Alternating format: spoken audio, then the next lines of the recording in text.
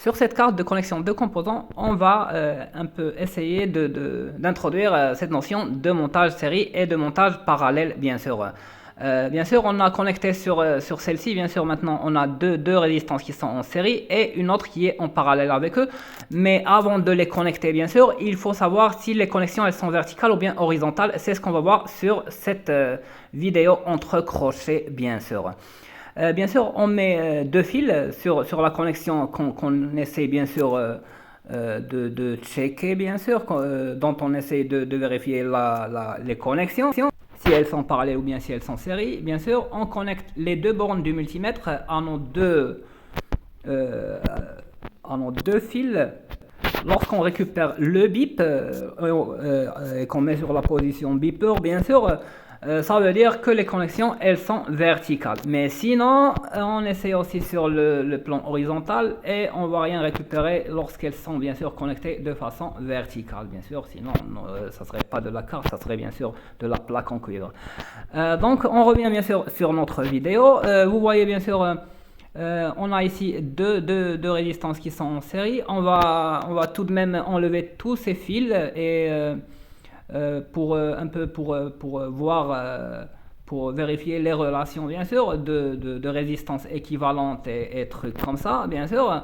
On enlève aussi cette résistance là, la troisième, qui pour vérifier bien sûr le montage série. Et puis on calcule, on essaie un peu de voir la résistance équivalente bien sûr des deux, bien sûr, entre les deux. On met notre multimètre et vous voyez bien sûr, on met la patte, une patte, chacune des deux pattes, c'est-à-dire on la connecte à l'une des bornes du multimètre. On met la première ici, bien sûr, sur la borne négative de notre dipôle, par association bien sûr. On met la positive sur sur la première patte à notre dipôle. Et bien sûr, on voit sur notre multimètre s'écrire la valeur 4760 ohms, bien sûr. Ça veut dire que, bien sûr, déjà, on a chacune d'elles, elle vaut, la valeur de chacune d'elles, c'est 2380, bien sûr, que je vais vous montrer maintenant. Bien sûr, on raccorde la patte négative, c'est-à-dire de potentiel négatif à la borne négative et la borne positive à l'autre patte et on récupère sur notre multimètre la valeur de 2380, c'est 2,38 kilo-ohms, bien sûr, c'est 2380 ohms. Mais en outre, R équivalente, bien sûr, c'est égal à R1 plus R2, bien sûr, pour la connexion de deux résistances en série, bien sûr.